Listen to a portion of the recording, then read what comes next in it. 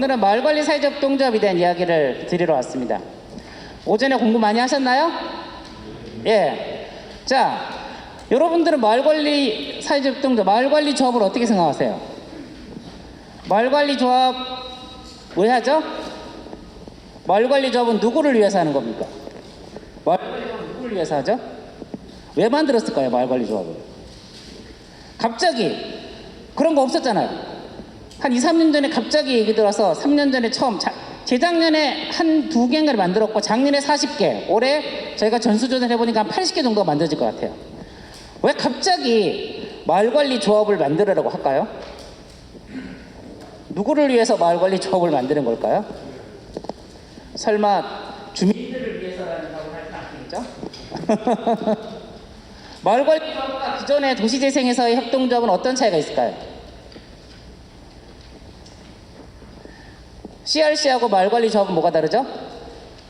오전에 공부 안 하셨나요? 왜 지금 와서 서울형 그 협동조합 얘기를 안 하고 별도의 마을관리 사업 얘기를 할까? 이거 왜 할까? 근본적인 복습하는 거 치고 오전에 다 하셨을 거니까 기존의 그 도시재생과 달리 지금의 도시재생이 가장 큰 한 5년, 7년 전과 지금과 가장 큰 차이는 핵심은 공간이 많아졌다는 거죠.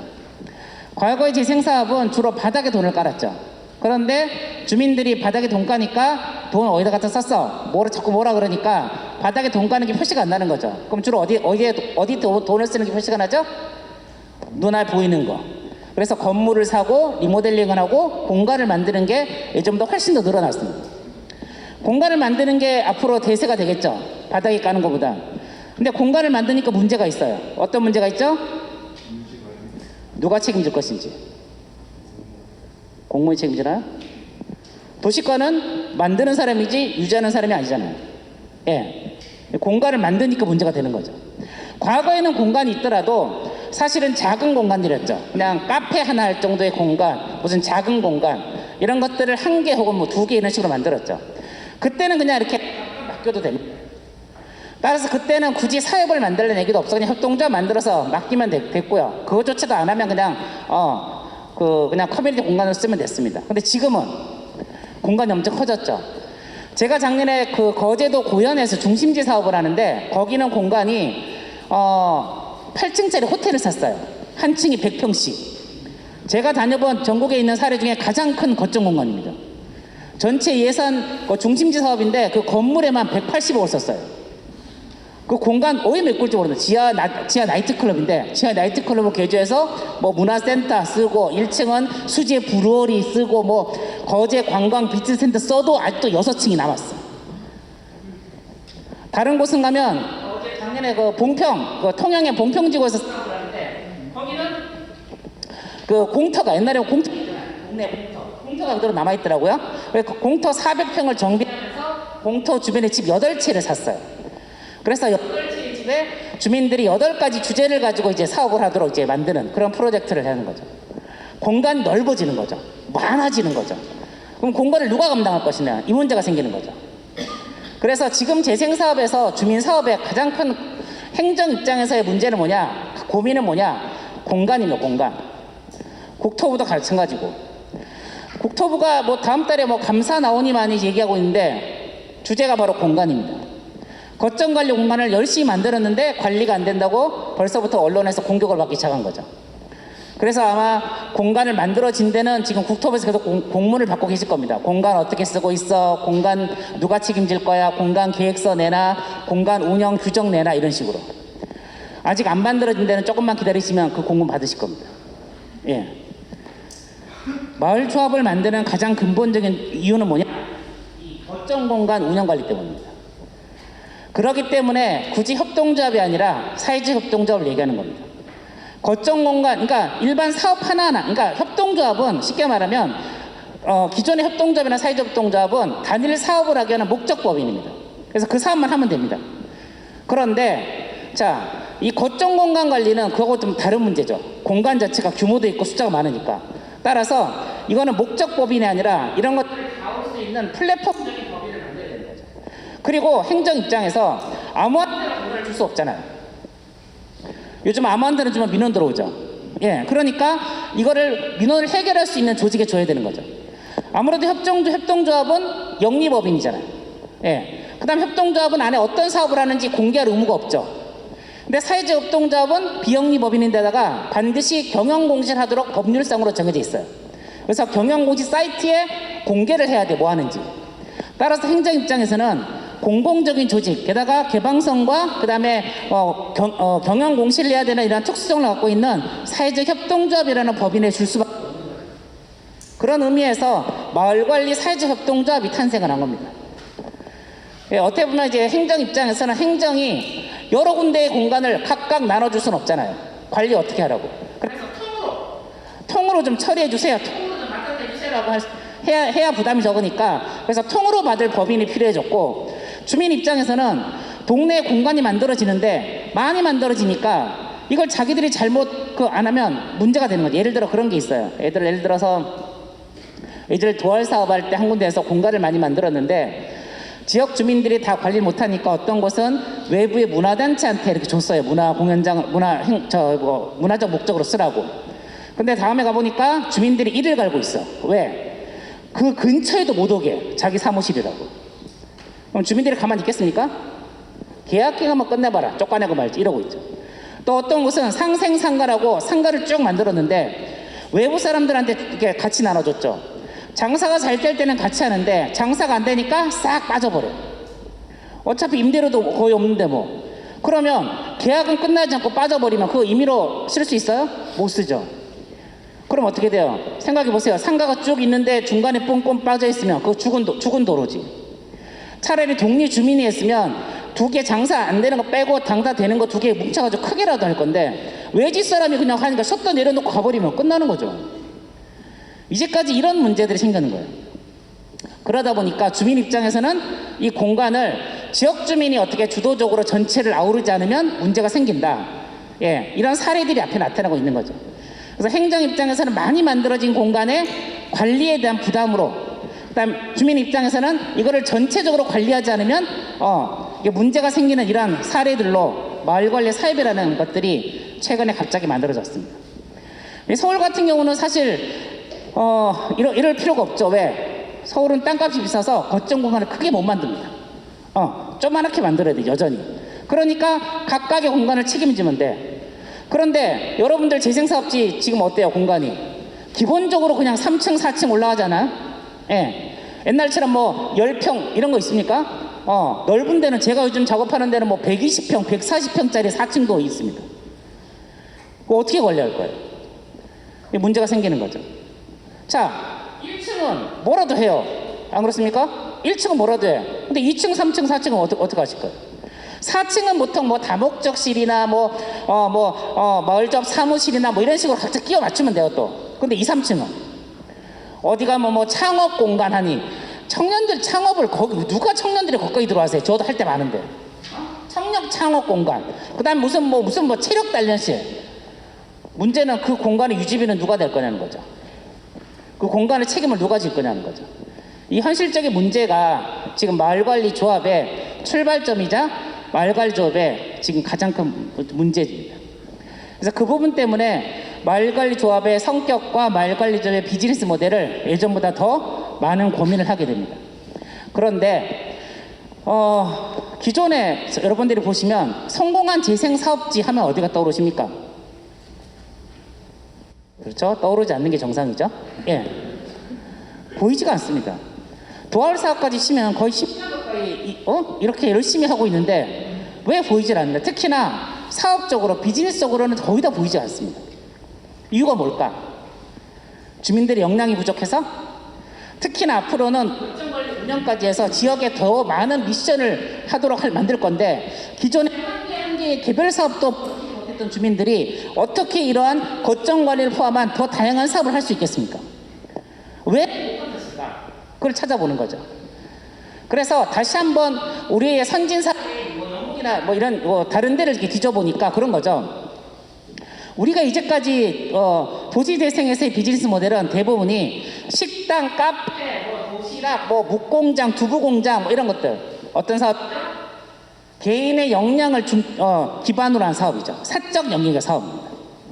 그런데 실제로 외국에 이렇게 도시재생 사업지를 가보면 다양한 사업들을 하는데 사적 영역 사업만 하는 게 아니더라. 어떤 곳은 70%까지 어떤 사업을 하더라? 공적 영역의 사업을 하더라. 그래서 저희가 다시 고민이 되는 거죠. 영국의 로컬리티와 같은 그런 조직을 만들어야 대한 조직적 측면과 그 다음에 외국처럼 공공 서비스에서 어느 정도 버티면서 다른 사업을 해야 되는 이런 비즈니스적인 새로운 고민들을 할 필요가 생긴 거죠. 사적 영역의 사업만으로 버티는 건 불가능하다는 거죠. 카페, 식당, 자기 인건비 따먹기 하기도 바빠 죽겠는데 그 사람들이 언제 다른 걸 할 수 있어요? 그리고 길거리에 깔린 게 카페, 식당인데 최근에 세종시에서는 지침을 하나 내렸습니다. 재생사업지에서 카페, 식당 하지 말라고. 왜? 기존 상권하고 충돌 생긴다고. 예. 그런 식의 앞으로 그런 것들이 계속 나타날 겁니다. 이제 길거리 깔린 게 카페, 식당인데 여기는 임대료 내고 다 내고 여기는 임대료 무상으로 하고 뭐 이런 문제들이 생기는 거죠. 그래서 좀 더 다양한 각도의 특히 공공서비스형의 비즈니스 모델들을 새로 고민하게 됩니다. 자, 어쨌든 도시재생에서의 마을조합은 그런 의미에서 비즈니스적으로 어떻게 만들 것인가에 대한 고민을 첫 번째 갖고요. 그 다음에 두 번째는 오늘 시간이 될까 모르겠는데 조직적인 측면에서 또 바라봐야 됩니다. 일반 사회적 경제의 협동조합과 지금 저희가 말씀드리고자 하는 마을관리조합은 성격이 다릅니다. 기본적으로 사회적 경제, 기존의 사회적 경제는 뭐를 목적으로 하죠? 어떤 이익을 목적으로 합니까? 소셜 인터레스트, 사회적 가치와 사회적 이익을 목적으로 하죠. 그럼 마을관리조합은 뭘 목적으로 합니까? 어떤 이익을 목적으로 하죠? 커뮤니티 인터레스트를 목적으로 합니다. 공동체 이익을 목적으로 하죠. 그래서 일반 협동조합에서 지역성을 배타적으로 보는데, 이렇게 제한적으로 보는데 반해서 마을조합은 지역성을 기본적인 성격으로 인정해 줍니다. 그래서 출발점이 다릅니다. 그리고 대부분의 사회적 경제 조직들이 처음 말씀드린 대로 단일 목적의 단일 사업을 위한 목적법인입니다.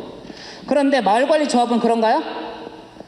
마을관리조합 여러분 세팅하시면 어때요? 그 안에 뭐 카페도 들어가고 소관도 한다고 그러고 무슨 쉐어하우스도 한다고 그러고 여러 가지 사업이 들어가죠. 즉 한가의 목적 사업을 위한 단체가 아닙니다. 그리고 앞으로도 많이 확장성도 가지고 있고. 무슨 말이냐? 기존의 협동조합이나 기존의 사회적 경제 기존 단위들은 대부분 다 이해관계자가 밀접한 사람들이 이 사회를 구성합니다. 그런데 마을조합은 밀접한 이해관계자가 아닌 사람들이 이 사회에 들어있습니다. 무슨 말이냐? 자, 이장님 카페하고 상관없어. 여기도 상관없는데 이장님 들어와 계세요. 그 다음에 부녀 회장님도 들어와 계셔야 돼요. 그 다음에 카페 실무 책임자도 들어와 있어야 돼요. 이렇게 이해관계자가 아닌 지역에 있는 사람들이 섞여 있어야 돼요. 따라서 기존의 사회적 경제를 보던 관점으로 이 사회를 바라보면 마을조합은 운영이 안 돼요.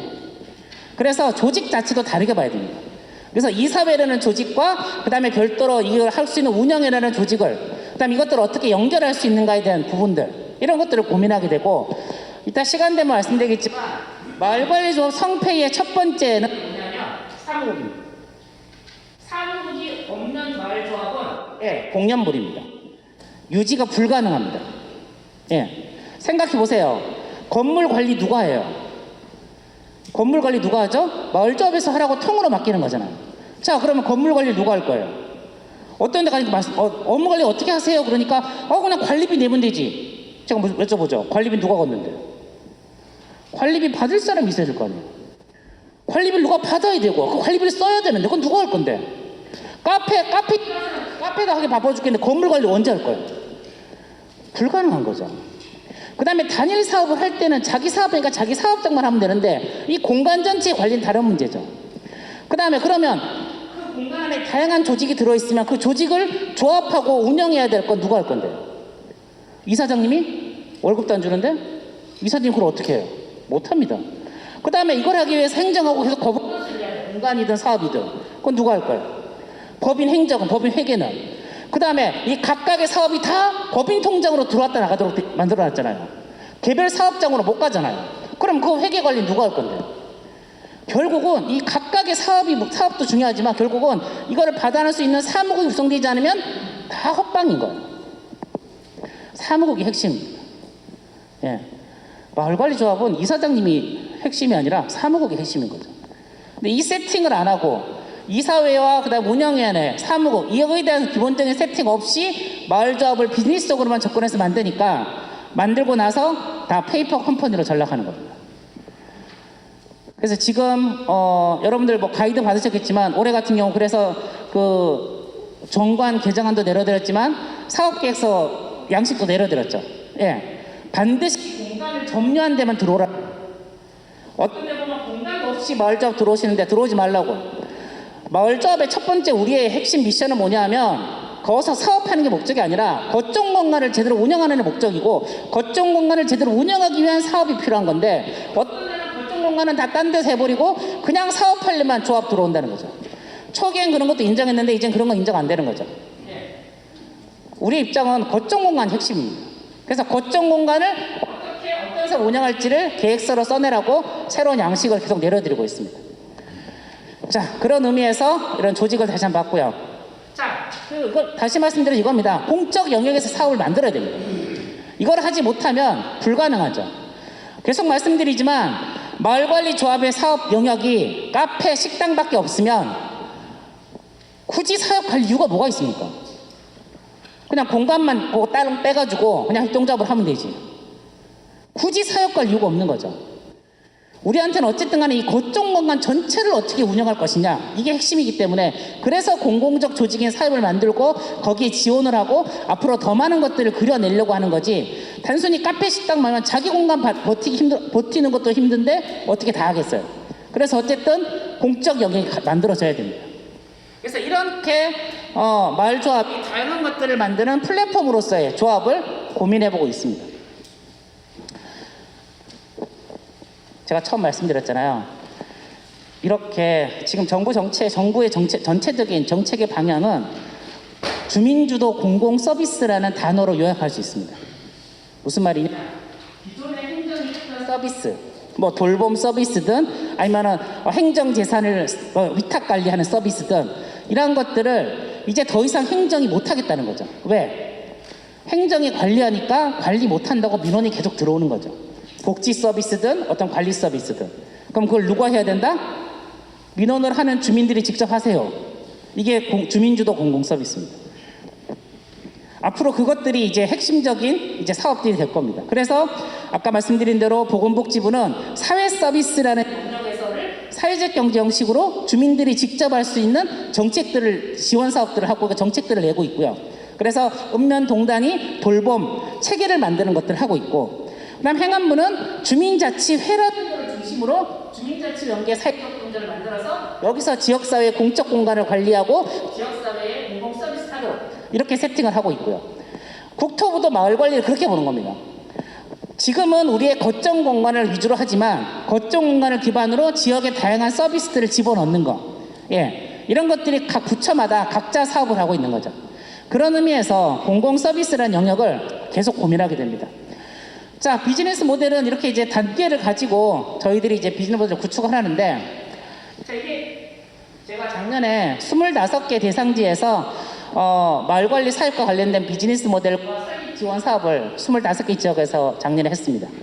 올해도 지금 한 8개 지역에서 제가 하고 있는데 작년에 하면서 제일 많이 느꼈던 게 뭐냐면 4년차, 5년차에 들어가면 불가능하다는 거예요. 특히 제일 불가능한 데가 어디냐? 이미 사회 만들어진 곳. 이미 사회 만들어진 곳은 주민들 태도가 나는 국토부 인가를 받은 곳이야. 그러니까 니들이 알아서 이제 더 이상 대화가 안 됩니다. 그나마 사연 만들기 전이면 선생님 이렇게 하시면 인가 안 납니다. 이렇게 하시면 나중에 문제됩니다. 협박이라도 하지. 인가증 딱 받고 나서는 그런 것도 안 통해. 이제는 다 알아서 하고 이제 손도 안 대려고 합니다. 예. 처음부터 맞춰야 됩니다. 1년차, 2년차부터 주민들 프로그램 주민들 이렇게 여가 활동 이게 중요한 게 아니라 우리의 소프트웨어의 목적은 하드웨어는 우리가 로드맵을 지어놓는데 소프트웨어는 안 지어놓는 거죠. 소프트웨어도 지어야 됩니다. 우리의 목적은 뭐죠? 마을관리 사업 만드는 겁니다. 가장 성공적인 마을관리 적은 어떤 거죠? 사업 끝나고 내한테 전화하는 게 제일 성공적인 마을관리 조합입니다.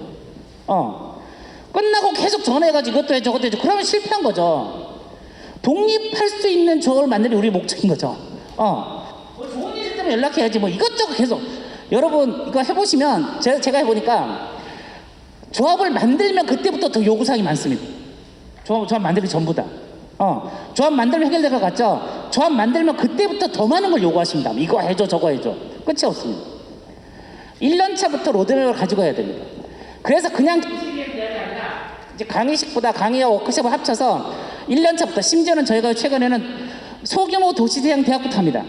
그래서 소규모 도시대형 대학을 주민 워크숍으로 의제 발굴을 해서 그걸 어떻게든 간에 활성화기에 집어넣도록 하고, 이걸 활성화기에 집어넣지 않으면 어떤 일이 생기죠?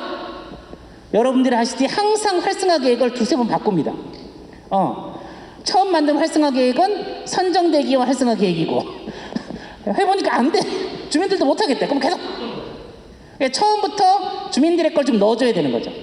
어쨌든 간에 1년 차에는 도시대형 대학을 해서 마을 자원조사도 하고 거기서 의제도 만들고 좀 비즈니스 모델 만들고 주체를 만들어서 이걸로 주민 공모 사업에서 인큐베이팅을 해보고, 2년차 도시대형 대학에서는 이걸 좀 더 구체화 모델을 만들고 거기서 실행 주체와 키워드를 만들어서 또 그 다음 단계 인큐베이팅을 해보고, 그 다음 단계에서는 이걸 가지고 실행 주체와 주제를 가지고 실질적인 비즈니스 모델을 만들어서 이거를 실시 설계에 반영을 해서 나중에 사업을 만들어야 그나마 독립적으로 운영이 되는데, 제가 가보면 설립하려고 다 준비되어 있는데 가보면 설립하기 위한 용역 1,500만 원만 딱 갖다 놓고 이제 하면 된대요.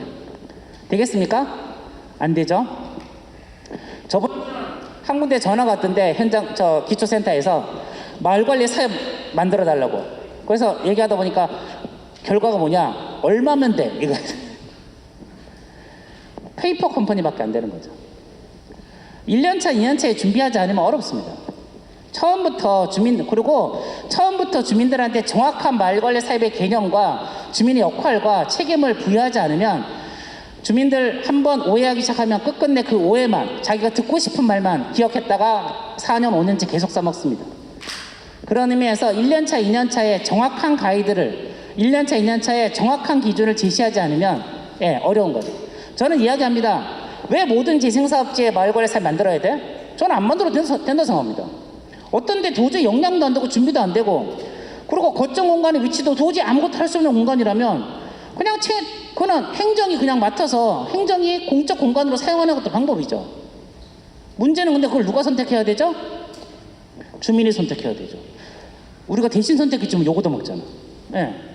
그럴 수도 있는 거죠. 전 다양한 방법이 있다고 생각합니다. 그리고 할 거라고 했으면 할 거면 책임지고 해야 되고요. 그 할 거다 책임지고 하겠다도 누가 선택해야 되죠? 주민들이 선택해야 되죠. 그걸 어쨌든 간에 2년차, 3년차에 그거를 주민들이 지도로 스스로 자기 입으로 선택하게 하지 않으면 계속적으로 우리는 끌려다녀야 되는 거죠. 지원해주고도 요거도 먹어야 되고, 해주고도 더 해줘도 끝이 안 나는 구조가 이 마을조합입니다. 앞으로 더 심해질 가능성이 높고요. 그런 의미에서 이 로드맵을 어떻게 짤 것인가. 요즘 최근에 제가 지자체 컨설팅을 가면 로드맵 짜는 것부터 합니다. 이거 어떻게 짜느냐부터 저는 재생사업이 앞으로의 4년, 5년이. 그래서 중간중간 열심히 하는 중요한 게 아니라 처음 하나 어떻게 짜는 게 중요한 것 같습니다. 자, 일단 이런 로드맵들을 가지고 합니다. 그러면 마을관리 사업의 특성화 모델들을 보도록 하겠습니다. 이제 국토부에서 가이드로 내리고 아마 아직 내려오지 않았는데 뭐 다음 달에 아마 국토부에서 가이드라인이 내려올 겁니다. 마을관리 사업 설립 지원 안내 뭐 매뉴얼에 내려올 건데 거기도 대충 이런 내용들이 나올 겁니다. 자, 제일 먼저는 이제 공공 서비스입니다. 공공 서비스에서 저희가 가장 오래 화두를 두는 것은 돌봄입니다. 돌봄. 자, 아까 말씀드렸죠. 1층은 뭐든지 해. 4층도 어떻게 대충 끼워 맞춰. 근데 문제는 2, 3층이 안 맞아.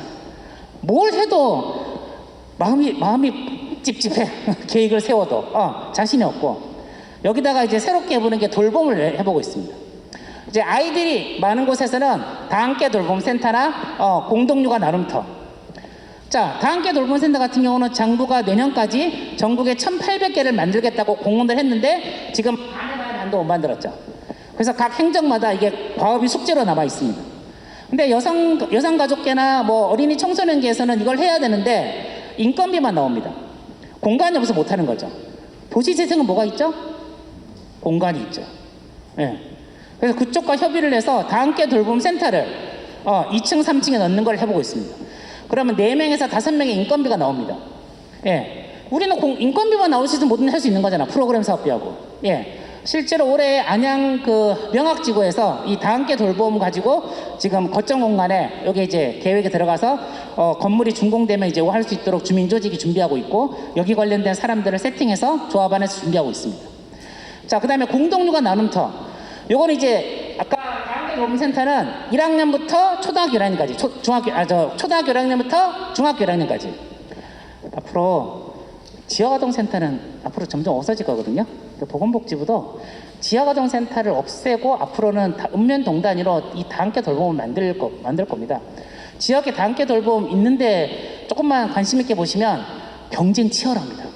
요즘 엄마들이 거기 보내려고 멀리서도 보냅니다. 앞으로 다 만들어지면 어렵겠지만 지금은 지자체에서 조금만 계획을 갖고 있으면 할 수 있는 사업이죠. 자, 그 다음에 그 미취학 아동들 대상으로 할 수 있는 게 이제 공동육아 나눔터. 요거는 사회복지사 1명 정도의 일자리가 나옵니다. 이걸로 지역의 미취학 아동들에 대한 이제 뭐 관리를 할 수 있는 그런 것들, 이런 것들이 이제 돌봄으로 어린이 돌봄, 아동 돌봄으로 넣고요. 그런데 솔직히 재생사업지 애들보단 누가 더 많죠? 어르신들이 많죠. 어르신들은 우리의 자원이죠. 예, 어르신들은 우리의 자원입니다. 자원은 철저하게 써먹어야죠. 자, 어르신들을 그럼 활용할 수 있는, 우리 동네 어르신 많아. 그러면 왜 가보면 물어봅니다. 이 동네 자원이 뭐 있어? 그러면 뭐 얘기하시는데 어르신들이 제일 큰 자원인데 어르신이 자원이라는 얘기를 아무도 안 하더라고요. 예, 어르신들을 활용할 수 있는 사업들, 복지 사업들을 해볼 수 있는 거죠. 대표적인 게 주간보호. 예, 2층에다가 주간보호센터를 만드는 거죠. 그럼 기본적으로 5명, 6명의 일자리가 만들어지죠. 그 다음에 뭐 그 5명에서 9명 사이에 어르신이 거주하는 노인요양, 노인요양 공동생활 가정. 그 다음에 방문요양. 이런 것들을 중심 사업으로 넣어봅니다. 자, 이 사업들은 비용을 누가 줄까요? 주간보호, 그 다음에 노인요양 공동생활 가정, 누가 돈을 줄까요? 집에서? 복지부? 그렇죠, 맞습니다. 예, 보건공단에서 나옵니다. 무슨 말이냐? 지자체에서 돈 받는 사업은 힘들어. 해보셨잖아. 예, 그래서 지자체에서 돈 받는 복지 사업으로 시작하기 어렵습니다. 예, 건강보험공단은 기준만 갖춰지면 할 수 있는 거죠. 그리고 지역에 어르신들 수요는 많은 거고. 그래서 이걸 하는 거죠. 게다가 지역에 조사해 보세요. 요양보호사 생각보다 많아요. 일 안 하고 계시는 요양보호사가 친구 따라 손잡고 가가지고 자기 하는데, 혹은 1년 2년 하다가 남의 동네에서 하려니까 이게 요양보호사가 사실 조금 속된 말로 해서 뭐 더럽고 치사한 일도 많거든요. 그러니까 일을 하다가 그만두신 분들이 꽤 많아. 그럼 요양보호사, 사회복지사도 요즘에 인터넷으로도 따고 하니까 사회복지사도 꽤 많아요. 자, 우리 동네 어르신 많아. 우리 동네 사회복지사고 요양보호사 있어. 공간도 있어. 그러면 주간보호 같은 거 할 수 있죠. 예. 그러면 우리 입장에서 주간보호는 가장 지역의 공공적인 사업이잖아요. 예? 카페, 식당과 달리 주간보호는 공공적인 사업이잖아요. 그 지역의 일자리를 만들고 그 지역 사람들의 소비를 수요와 공급을 일치시켜내는 사업이니까 뭐 그림 그리기 좋은 거죠. 그래서 주간보호 같은 것들을 해봅니다. 예. 그 다음 노인요양생활 공동가정 같은 경우도 마찬가지고 그 동네 분들을 주거를, 이것도 장기요양보험공단에서 돈이 나옵니다. 예. 이런 것들을 해보는 거, 이런 것들을 이제 돌봄 영역에서 해보는 거죠. 일단 구체적인 사례는 제가 좀 이런 사례들을 남겨가고 있습니다. 자, 그 다음에 이제 집수리도 사실 집수리는 국토에서 가이드 내려왔죠. 현물 보조하지 말라고. 저 계속 현물 보조하자고 우기는 사람이라서. 무슨 말이냐? 그 집수리 사업을 집수리 사업을 800에서 1000만 원 해가지고 하잖아요. 뭐 3억, 5억, 뭐 큰 데는 10억도 하는데 이걸 주로 어디다 주느냐? 사업 누가 합니까? 지자체가 어디 업체 하나 정해서 하죠. 그런데 여러분들 보면 사업하다 보면 동네에서 많이 여러분 집수리 사업도 많이 하시고 집수리 협동조합을 만드시잖아. 근데 막상 그거는 못해. 왜? 면허가 없어서. 1,500만 원 이상의 사업은 반드시 면허가 필요한데 주민조합이 면허 어떻게 만들어? 면허 만들려면 자본금 1억 5천에 기준이 까다로운데 그거 언제 만들고 있어요? 못 만들어요. 그러니까 집수리 협동조합이나 집수리 사업단 만들어 놓고 실제로 일은 딴 데서 하고 잘해봐야 우리 어르신들 가서 일용직밖에 안 되는 거죠. 요거를 이제 어떻게 바꿔보고 있냐면 작년에 뭐 제주도나 올해 거제도에서는 실험을 어떻게 하냐면 그러면 지자체가 업체 정하지 마. 업체 정하지 말고 업체는 누가 정한다? 주민이 정하세요. 그래서 주민이 현장센터 가서 계획서 쓰고 그 다음에 정확하게 서류 다 주는데 계약은 주민이 알아서 하세요. 우리 현장센터에서 신청 받을 때 옆에 집수리 사업단에 앉아가 이러면서 이제 넘기는. 예. 그걸 지금 이제 실험을 해보고 있어요. 그래서 지금 거제도는 작년에는 외부 업체 맡겼고 올해는 그 마을조합이 지금 하는 걸로 해서 2개의 만족도 조사도 지금 같이 해보고 있어요. 어쨌든 이쪽이 만족도가 좋은 걸로 나와야 인정할 수 있으니까. 뭐 어쨌든 이런 식으로라도 지역 주민들이 직접 사업을 해봐야 되는 거죠. 왜? 특히나 재생사업비가 남아있을 때 사업을 해보셔야 돼요. 집수리 사업이 인건비와 자재비만 있는 게 아니잖아요. 사실 관리비가 있거든요. 관리비가. 그럼 예를 들어 1,000만 원짜리 사업이면 부가세 10% 빼고 그 사업 수익 10% 빼면 800만 원인데 그 중에 자재비가 200만 원, 250만 원이고 인건비가 350, 400만 원이고 나머지 200만 원이 관리비란 말이죠. 이 관리비를 지역 조합에서 운영을 해봐야 나중에 사업을 해보는데 이거를 다른 데 다 뺏기고 기왕 해가지고 가가지고 그냥 노가다만 해가지고는 동네에 남는 게 없는 거죠. 그래서 어떻게 하면 지역의 마을관리 집수리 협동조합이 이 사업을 직접 운영해 보는지에 대한 실험을 하기 위해서라도 이것을 외부 업체가 아니라 그 안에서 만들어 보는 걸 계속 해보는 거죠. 그럼 여러분 더 잘 아시지만 집수리 사업이 아시잖아요. 뭐 지붕, 그 다음에 방수, 그 다음에 창호, 그 다음에 외벽, 대문. 사실 동네에 뭐 모든 데는 아니지만 웬만한 동네분들 이렇게 모으면 이 정도 할 수 있는 조직을 만들 수 있어. 물론 합치는 일이 안 돼서 연습이 필요하긴 하지만 매뉴얼도 만들고 가능한 거죠. 이런 식으로 집수리 사업도 직접, 게다가 앞으로 커뮤니티 케어가 되면 한 10년 정도 후에는 동마다 그 어르신들의 주거 공간을 계속 유지하기 위한 소규모 집수리 사업들이 계속 생길 수밖에 없어요. 그러면 그 장기적으로 봤을 때도 동네에서 이런 것들을 유지해보는 것도 방법이라서 그런 것들 얘기해보고요.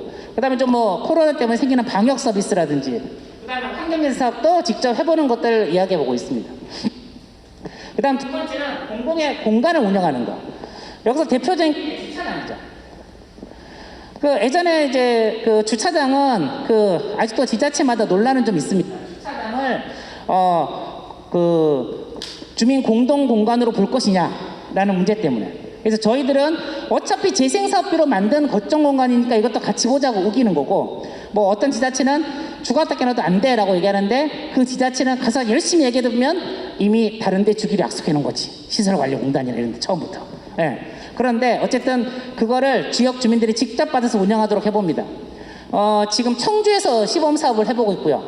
예, 청주에서는 시장에 만들어진 주차장이 재생사업으로 만들어진 주차장을 주민이 직접 운영을 하는데 여기에다가 주차만 하는 게 아니라 주차비를 플러스해서 주차 중 세차 서비스, 뭐 주차 중 민원 서비스 같은 부가 서비스도 하도록 어플을 만들어서 제공해서 하는 것도 해보고 있어요. 그 다음에 대전에서는 공원을 이제 재정비해서 공원 밑에 주차장을 만들고 이거를 이제 마을관리 사업이 하도록 해서 거기 이제 52면 정도 해보는 것도 해보고 있고, 뭐 김해라든지 몇 군데에서 주차장을 관련된 사업들을 계속적으로 해보고 있습니다. 이 주차장이 그래도 상대적으로 좀 수익만 나올 수 있으면 좀 안정적일 수 있어서 주차장을 해보고 있고, 근데 주차장을 지자체와 협의를 잘 하셔야 되는 게 지자체가 해석을 잘못해주면 안 될 수 있거든요. 그러면 조례를 좀 건드려야 됩니다. 예. 어쨌든 그런 준비들을 미리 해놔야지 나중에 할 수 있으니까 이런 것들이 필요하고요. 그 다음이 뭐 태양광 발전, 요건 좀 이따 설명드리겠습니다. 그 다음에 뭐 생활 SOC나 이제 공원, 울산에서는 저걸 프로젝트 해봤는데 어쨌든 공원이나 이런 것들을 해보고 있습니다. 자, 세 번째는 주택관리. 이게 이제 사실은 또 저한테 미션 중에 하나인데, 여러분도 알다시피 더 이상 이제 정부에서는 대규모 임대주택을 만들지 않습니다. 임대주택을 만들어도 100세대, 150대 이상을 만들지 않습니다. 왜 그렇죠? 과거에 만들었던 대규모 임대단지가 대규모 시설화되고 있기 때문에 더 이상 대규모 임대단지를 만들지 않습니다. 그리고 임대단지를 소규모로 만들면서 원칙 두 가지를 정했습니다. 첫 번째가 이제 소규모로 짓는 거. 두 번째, 웬만하면 LH가 관리하지 않았으면 좋겠어. LH는 짓는 것만 짓고 관리는 안 했으면 좋겠어. 관리는 지역사회 사회적 경제 조직이 좀 지역사회에 맞는 쪽으로 했으면 좋겠어. 뭐 이런 것들을 하고 있습니다. 자, 뭐 그것도 그거고, 그 다음에 또 LH가 갖고 있는 게 매입형 임대주택 아시죠? 원룸들. 예. 이런 것들도 지금 관리가 잘 안 되잖아요. 예. 그런 것들도 누가 했으면 좋겠다? 마을관리조합이 했으면 좋겠다. 예. 그래서 그런 프로젝트를 하고 있어요. 뭐냐면, LH가 50%로 내잖아요. 근데 LH가 50% 내지만 워낙 관리가 안 되고 지저분하고 하다 보니까 50%로 싸게 해도 안 차요. 거기가. 사람들이 불안해서. 그럼 마을관리조합이 받아서 관리하고, 마을관리조합은 거기 들어갈 사람을 마을에서 넣을 수가 있잖아. 그래서 마을관리조합이 관리하겠다. 대신에 우리도 50%로 할게. 똑같이 LH도 50%, 우리도 50%. 대신에 우리는 니들한테 30%만 줄게. 야, 니들 반도 못 채워서 50% 가져가는 것보다 꽉 채워서 30% 가져가면 니들도 이득이잖아. 이렇게 세팅을 하고 있어요. 그래서 지금 안양 명학에서는 LH하고 100호를 지금, 이 매입형 임대주택 100호를 이번에 재생사업지 안에 있는 100호를 계약하는 걸 지금 이제 같이 지금 하고 있어요. 그래서 요 방식으로 계약을 하게 될 것 같고, 이렇게 돼서 마을관리조합이 그 100호의 매입형 임대주택을, 근데 100호라고 해서 엄청 많은 게 아니고요. 한 건물에 100호면은 사실은 한 건물에 한 10집 들어가니까 12집 들어가니까 원룸은 그러면 한 8채 정도가 될 것 같아요. 어쨌든 그런 원룸 8채 정도를 관리하는 거죠. 예. 그럼 마을이 집수리 사업, 주택관리 사업도 하고, 또 자연스럽게 거기 들어가는 어르신들과 뭐 청년을 대상으로 또 다른 사회 서비스 사업도 할 수 있는 거죠. 그래서 앞으로는 저희가 이 마을조합이 이런 주택관리 사업에 대한 그 다음에 케어 안심주택 요즘 많이 하죠. 이 케어 안심주택도 직접 마을관리 사업이 받아서 하도록 합니다. 이따 설명드릴 세종시 번암리 같은 경우는 아예 거점 공간 위에다가 케어 안심주택을 지었어요. 1인실 6개, 2인실 2개에서. 여기를 지역에 있는 사람들이 거기 이제 어르신들이 머물고 그 임대 수익을 누가 마을관리조합이 받아서 관리하는 거. 그 다음에 부산 영도에서는 순환형 임대주택 이런 거를 실제로 마을관리조합이 받아서 이제 임대를 하는 사업도 해보고 있습니다. 자, 여기서 또 다른 이야기를 잠깐만 해볼까요? 지자체와 거점 공간의 소유권은 누구한테 있죠? 거점 공간 누구 겁니까? 법적으로 누구 겁니까? 지자체, 시장님, 군수님 거죠. 자, 지자체 거죠. 자, 그러면 마을관리 사업이 이거를 위탁받는 거죠. 자, 어떻게 위탁받습니까? 그렇죠. 두 가지가 있습니다. 사용수익 위탁과 관리 위탁. 두 개의 차이점이 어떤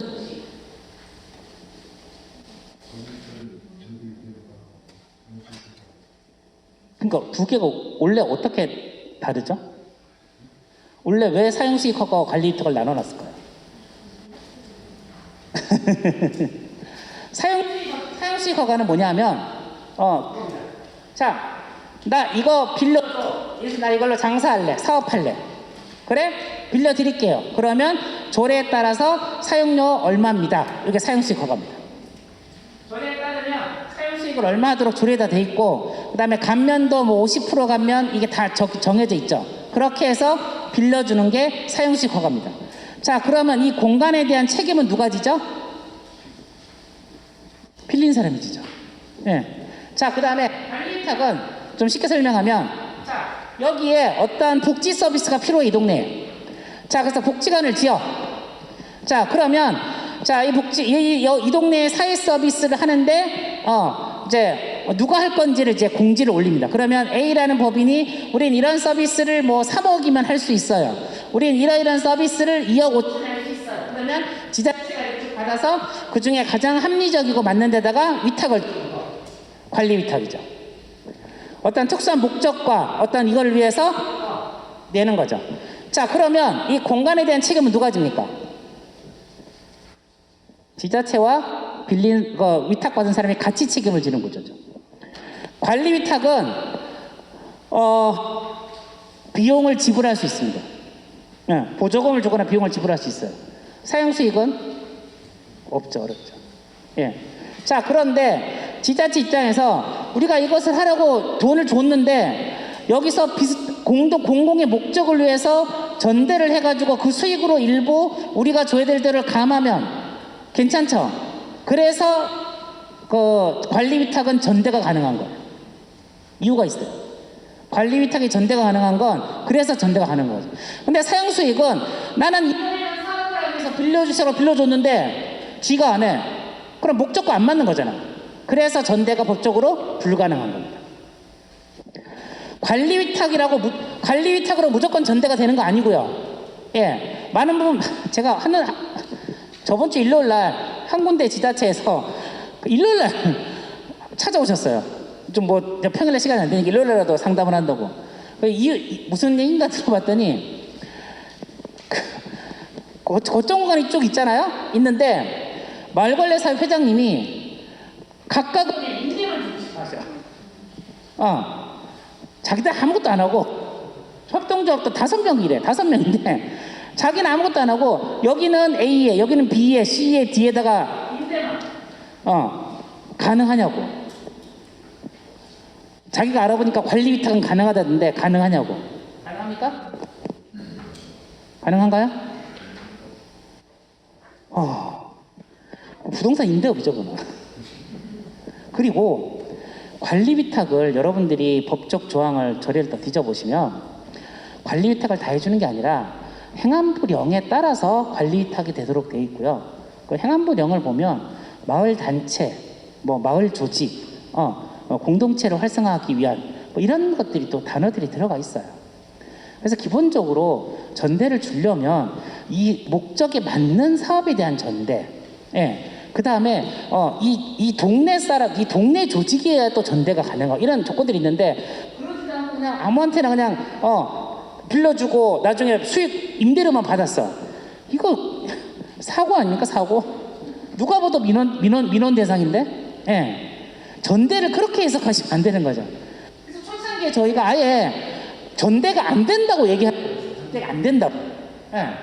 그런데 지금 저희가 전대 안 된다는 말을 못하는 게 뭐냐면 올해 지금 선도사업 7개가 선정되었죠. 보셨어요? 마을거래 선도사업 7개가 선정되었습니다. 7개 선정사업지의 특징이 뭔지 아십니까? 다 거점공간을 관리 위탁으로 풀었습니다. 관리 위탁으로 다 풀었습니다. 무슨 뜻이냐?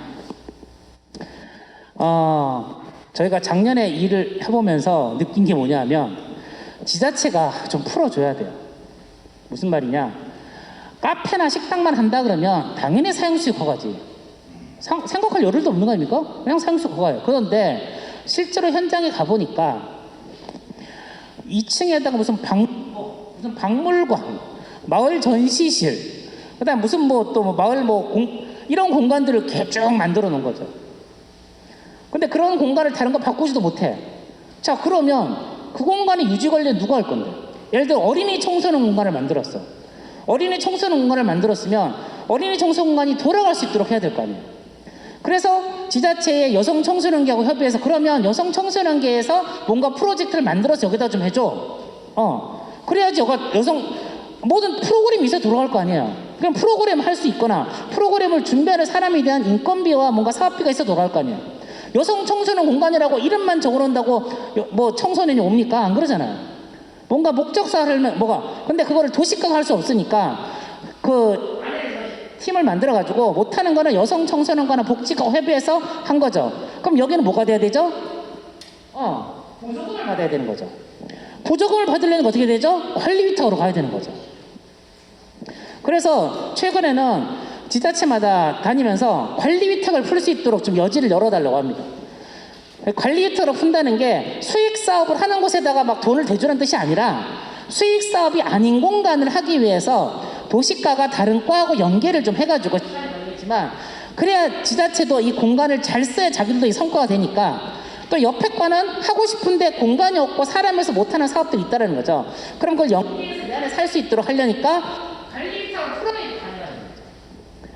그 대전의 안녕마을에서는 1층에 어린이 청소년 친화 공간이라는 프로젝트를 여성 청소년께서 갖고 와서 이걸 했어요. 그런데 마을관리조합이 이거를 할 능력이 안 돼. 마을관리조합이 뭐 제일 젊으신 분이 50대인데 이분이 아이들하고 자기는 소통이 된다고 하지만 애들이 안 되잖아요.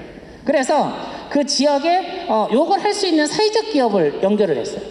그래서 이 사회적 기업이 이 마을관리 사업의 조합원으로 들어오도록 하고, 이 사회적 기업과 이 마을관리 사업이 공동이행 협정서 같은 걸 만들어서 이걸 사업을 받도록. 그래서 돈은 마을관리 사업 통장으로 들어오도록 해서 실제로 이제 사용은 이 사회적 기업이 사용하면서 이 공간을 지역사회 그 목적으로 쓰는 거죠. 뭐 이런 식으로 하려니까 관리 위탁이 필요한 거죠. 그래서 관리 위탁을 쭉 풀어내고 있습니다. 앞으로는 어쨌든 관리 위탁이 이제 주가 될 것 같습니다. 물론 아까 말씀드린 대로 수익 사업만 하려고 그런 데다가 관리 위탁 해주라는 말 절대로 아닙니다. 제가 어제는 전라도 갔다 왔는데 제가 어디라고 말씀 안 드리고, 거기는 공간이 한 140평이 돼. 3층 건물인데 2층, 3층은 생각도 안 해. 행정도 생각 안 하고 주민 생각 안 하고 1층 그 140평에다가 앞에가 시외버스 정류장이거든요. 이 140평에다가 푸드코트를 할 생각이더라고. 푸드코트를 쫙 잘라가지고. 제가 충격받았어. 저는 그냥 푸드코트라고 생각했는데 바로 앞에가 전통시장이라 가지고 식당 엄청 많은데 굳이 그 앞에다가 푸드코트를 그래야 주민들한테 각자 이렇게 배당해 주겠대. 나눠주겠다는 거죠. 됩니까? 안 돼. 전대 안 되잖아요. 그러니까 어디서 이제 거기서 이제 관리 위탁으로 내놔라. 그럼 전대가 된다더라. 그죠? 안 되겠죠. 안 된다고 했습니다. 이런 식으로 할 것 같으면 전대하시면 안 되지. 차라리 2층, 3층 그 돈 안 되고 사업 안 되는 것들까지 다 마을 관리가 다 받아서 다 하고 다른 거 다 한다 그러면 그때 한번 고민해 볼까. 요것만 달라. 위에 건 우리는 몰라. 그럼 니들 알아서 해. 요것만 우리 줘. 요거 말도 안 되는 거죠. 어쨌든 관리 위탁과 사용수익에 대한 부분은 고민을 좀 하셔야 됩니다. 최근에 그래서 조례를 바꾸는 데들이 많습니다. 무슨 말이냐면 우리가 갖고 있는 그 도시재생 활성화 지원 조례에는 관리 위탁이라는 용어가 들어있지 않습니다. 그 법에는 관리 위탁은 없다 보니까 행정이 관리 위탁은 안 돼요라고 얘기합니다. 물론 공유지상의 물품관리법이나 거기 그 시행령에는 그 관리 위탁은 말이 있는데 도시가 분들이 옆에 거 자기 라인에 있는 거 뭐 안 된다는 거예요. 이제 이해는 해. 왜냐하면 행정이 임의로 해석했다가 다치면 안 되잖아요. 그래서 지자체에 있는 조례를 바꾸는 것도 합니다. 그래서 유성구 같은 경우는 조례를 바꿨어요. 뭐 어려운 거 아니죠. 조례에 관리 위탁 할 수 있다 한 문장만 넣으면 끝인데요. 뭐. 관리 위탁만 해야 된다는 말도 아니고 관리 위탁 할 수 있다는 거 한만 넣고 놓으면 다 이거. 그래서 지금 당장 관리 위탁 안 하더라도 바꿀 수 있을 때 조례를 바꿔놓자고 얘기를 합니다. 그리고 솔직히 내년 되면 조례도 못 바꿔요. 그래서 올해 조례를 좀 바꾸시라고 제가 들어간 지자체마다 가이드를 드리죠. 그래야 나중에 어떤 일이 생겼을 때 여러분이 다치지 않고 해석할 수 있다고. 어쨌든 우리는 이 조례도 자꾸 계속 봐야 됩니다. 그래서 마을관리조합이 할 수 있도록 이 조례가 묶여있는 것들은 좀 풀어줘야 되거든요. 뭐 이런 작업들도 보고 있습니다. 어쨌든 이 관리 위탁과 사용수익에 대한 개념들이 주민들이, 그다음 행정과 여러분들이 명확하게 가지고 가야 무조건 계약하는 게 중요한 게 아니라 어떻게 계약하는 게 더 중요한 거잖아요. 그런 면에서 그런 것들이, 그리고 특히나 앞에 어떻게 다른 데들 했는지, 예를 들어서 거점 공간을 줄 때 그냥 자 마을관리조합 있으니까 그냥 사인만 하세요 이렇게 할 수 있는 거 아니잖아요. 이게 공식적으로 공공적으로 공개적으로 위탁 공고를 내 가지고 해야 되잖아요. 그러면 그 중에서 마을관리조합이 될 수 있도록 위탁 공고를 내야 되는 방법들, 이런 것들이 잘 미리 준비가 돼야 되는 거죠. 뭐 아닌 말로 그냥 마을조합에 다른 데 쭉 들어와 있으면 어떡할 거야. 어떻게 하면 마을조합만 쏙 들어오고 문제가 없게 만드느냐, 이런 것들도 미리 고민해야 되는 거죠. 자, 요건 이제 일반 사업들인데, 여기는 2시 20. 시간이 왜 이리 빨리 갑니까? 아직 반도 안 했는데. 자, 마을관리조합의 이제 일반적인 아까 말씀드렸던 사적 사업 영역입니다. 이제 마을 카페, 저희가 이제 비즈니스 캠퍼스 모델들을 계속 하는데, 마을 카페를 보면 커뮤니티형과 수익형은 반드시 구분해야 됩니다. 둘 다 동시에 하는 건 아무것도 안 하겠단 말입니다. 예. 그리고 컨셉을 분명히 해야 되는 거죠. 이렇게 저희들이 비즈니스 모델 할 때는 아주 구체적으로 하고 나서 조합을 넘어가도록 합니다. 이게 제일 답답한 지역들이 대충 만들어 놓고 넘어가는 데입니다. 그리고 나중에 할 때 구체화 절대로 구체 안 됩니다. 시작 때는 구체화 안 되는데 나중에 구체화 다 가면 그래서 어떻게 할지 구체화해서 갖고 오라고 합니다. 예, 그래서 사업 만들 때 구체로 해야 됩니다. 실제로 수익 모델 분석도 주민들이 직접 해보도록 하고요. 환경분석도 해보도록 하고, 그 다음에 수익형으로 갈 건지, 그 다음에 커뮤니티형 갈 건지 이걸 구체적으로 하라고 합니다. 자, 마을 식당도 마찬가지입니다. 재생사업지에 보면 공유주방 많이 들어가 있죠. 예, 사업 건물에 제일 빨리 없어지는 게 공유주방입니다. 공유주방이 뭐죠? 주민들이 같이 어우러져서 하는 거. 그 페이지 출력이 제가 실수했어서 뒤쪽에 다 있습니다. 공유주방은 한마디로 보면 주인이 없는 주방. 말이 안 됩니다. 공유주방을 살리고 싶으면 공유주방에 지속 가능한 프로그램이 있어야 돼요, 반드시. 예를 들어서 지자체에서 복지관 같은 데다가 왜 반찬 배달이나 음식 배달 서비스 같은 걸 주잖아요. 이거를 우리가 공유주방, 그러니까 마을관리사업이 따와가지고 이걸 공유주방 팀이 해. 그러면 큰 수익은 아니더라도 뭐 매일이나 2, 3일에 한 번씩 일거리 생기니까 그 팀이 와서 정리가 다 되잖아요. 그런데 그런 사업도 전혀 없이 그런 뭐 프로젝트 없이 두세 달 있다가 창고됩니다. 창고. 그래서 공유주방이 제일 위험한 사업입니다. 구체적으로 뭔가 작은 건덕지라도 그 돈의 문제가 아니라 만들어 놓지 않으면 어려운 거죠. 그래서 이것도 정확한 마을 택배도 하고 요즘 마을 라이더도 제가 들어가는 데는 좀 맞춰보고 있습니다. 마을 라이더가 들어가 보니까 어르신들이 많은데 어르신들이 다 오토바이를 타고 다니죠. 오토바이는 요즘에 또 배달의 민족 아닙니까? 그래서 우리 동네 배민 이래가지고 어르신들이 오토바이가 많으니까 그럼 우리 동네 식당들한테 콜을 돌려가지고 우리 동네 배달은 그럼 우리 동네 어르신들이 하는 거. 그래서 마을관리 사업이 콜 사무소 역할을 하고 하는 것들도 지금 이제 시범 사업을 해보고 있어요. 이런 것들도 해볼 수 있는 거죠. 그다음 마을 텃밭 스마트팜. 스마트팜 하시는 데 있나요? 어렵죠. 스마트팜은 사실은 어르신들이 할 게 없어. 포장밖에 없는데 포장도 사실 크게 컴퓨터가 하는 건데 스마트팜을 한때 쫙 하다가 또 힘들어하고 있죠. 뭐 저는 제가 옆에서 보고 있지만 쉽지 않아서 마을 텃밭을 새로운 형태의 생태 텃밭으로 요즘에 전환시키는 데들이 있습니다. 그래서 제가 저희 동네도 해보고 있는데 텃밭 요즘에 어린이집 유치원들이 다들 생태 학습을 다 하도록 돼 있습니다. 근데 어디에 살지 모르니까 다들 차 타고 멀리 가. 그러면 동네에 그걸 만들어 놓고 여기는 어른들이 어느 정도 이제 수업을 서로 교육을 받아서 이분들이 어린이집이나 유치원에 생태학습, 그러니까 텃밭 강사로 가고 그 다음에 우리 텃밭으로 와서 아이들이 실습해보고 그래서 우리 텃밭을 좀 예쁘게 생태 텃밭을 꾸며서 이 근거리에 있는 어린이집과 유치원만 영업해도 웬만큼 나옵니다. 물론 그렇다고 엄청난 수입이 생기진 않는데 솔직히 지금 우리한테 필요한 건 그 어르신들한테는 엄청난 수입이 아니라 자존심을 살릴 수 있는 일이 거기 가면 어르신들의 만족감이 다른 어떤 사업보다 자기가 잘할 수 있는 걸 존엄을 받으면서 일을 하니까 그래서 이런 식으로 차라리 생태 텃밭을 통해서 지역의 어린이집과 유치원, 실은 또 초등학교까지도 확장되더라고요. 이렇게 만들어 보는 거 이런 것들도 요즘 수익형 사업으로 해보고 있습니다. 그다음 뭐 제조업 있고 그다음 최근에는 이제 비대면 상황에서 마을 미디어 방송국도 많이 해보는데 방송국은 어디서 수입이 생길까요?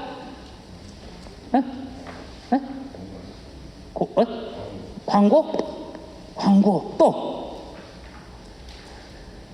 저희가 마을 미디어는 최근 해보니까 장비 임대 쪽에서 수입이 좀 생겨요. 생각보다 장비 임대가 꽤 있고 대구는 제가 어떤 걸 해보냐면 지자체도 요즘 지자체에 보면 이제 지자체도 요즘에 뭐 줌으로도 하고 그다음에 주민들하고 뭐 이렇게 많이 하잖아요. 그럼 지자체가 대부분 장비를 사놓는 게 아니라 그때그때마다 외부의 업체를 위탁해줘요. 그런 것들을 외부 업체 주지 말고 그 지자체에 있는 주민협동조합, 미디어협동조합한테 주라고 지금 해서 몇 군데 그렇게 하고 있어요. 실제 서울은 지금 주민자치회라든지 주민자치위원회 회의를 다 줌으로 하도록 하고 이것들을 지역에 있는 주민들이 만든 미디어 방송국에서 다 하도록 지금 하고 있거든요. 우리도 지역에 우리가 동네에 그런 걸 만들어 놓으면 그런 식으로 이제 장비를 대여하거나 말씀하신 것처럼 뭐 광고나 이런 프로젝트를 해보거나 할 수 있는 거라서 이런 미디어 쪽도 앞으로는 뭐 괜찮은 사업으로 보고 있습니다. 뭐 이런 것들을 사적 사업으로 봅니다. 자, 뭐 돌봄을 좀 더 구체적으로 보면 아까 말씀드렸던 이런 부분들입니다. 돌봄은 주로 이제 노인 돌봄, 아동 돌봄, 장애 돌봄은 나눠지는데 이렇게 일자리와 그다음에 이제 뭐 사회 서비스 이렇게 나눠서 진행하고 있습니다. 지금 이제 보건복지부도 지금 3년째 사회적 경제 활성화 지원 정책을 해가지고 6개씩의 상지에 이걸 활성화시키는 시범 사업을 하고 있어요. 내년부터는 이제 전국에 매년 46개를 확대할 겁니다.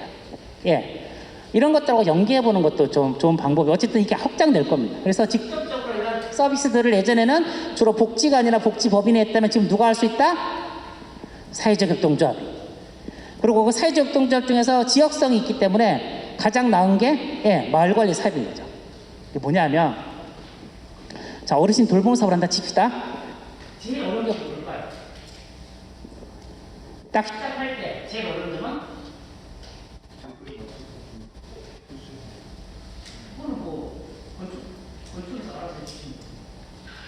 왜냐하면 법적 기준이 있기 때문에 법적 기준대로만 하면 되거든요. 법적 기준이 아주 명확하게 법률상으로 되어 있기 때문에 맞춰서 하면 되는데 제일 어려운 점은 제가 해보니까 어르신 수급이 제일 어려워요. 어르신 수급. 어르신은 많은 것 같은데 막상 어르신 수급이 그러니까 다른 데 보면 어르신들이 이게 이제 조금 새로 생긴 데로 이동하고 그다음에 또 뭐 이렇게 이동도 많으시고 그다음에 귀찮으면 그냥 집에 있고 이런 거죠. 자, 어르신 수급이 제일 문제예요. 기존의 이 사업, 노인 사업에서. 그럼 우리는 어떻게 하면 좋을까? 번암리에서 제가 시범사업을 지금 하는 데는 어떻게 하냐면 번암 121인데 거기는 번암 1212 이상님하고 얘기를 해서 번암 121이 지역사회 서비스 위원회라는 걸 구성하도록 했습니다. 그리고 이거 저희들 마을 사업의 이사장님을 번암 12 회장님 하실 건데 이 회장님이 주도로 이 조직을 그래서 그 동네 이장님 그다음에 뭐 새마을금고 이사장님 그다음에 뭐 부녀회장 이런 분들을 모아서 마을 협의체를 이 복지 관련 협의체를 만드는 거죠. 이렇게 만들어서 어떻게 한다? 이 안에서 어르신들을 일로 보내도록 하는 거죠. 이게 가장 저희가 지향하는 부분이죠. 그래서 마을관리 사업이 어르신을 개별적으로 컨택하는 것도 가능하겠지만 이렇게 마을관리 사업 옆에 자문위원회 같은 마을위원회를 만들어서 이 마을위원회가 자연스럽게 이 동네 어르신들을 일로 보내는 뭐 이런 방법들도 체계적으로 만들어 보는 거죠. 어쨌든 지역사회 그래서 우리가 계속 지역사회 통합도로를 요구를 계속 쓰고 있습니다. 자, 이게 조치원에서 지금 해보고 있는 겁니다. 그래서 원래 저기가 우리 동네 살리기예요. 근데 이걸 할 수 있는 이유가 저기가 사이트가 공영주차장이에요. 공영주차장 위에다 올리는 겁니다. 그래서 2층은 내용도 바뀌었는데 2층은 모두의 놀이터라고 해서 애들 놀이터가 들어가고요.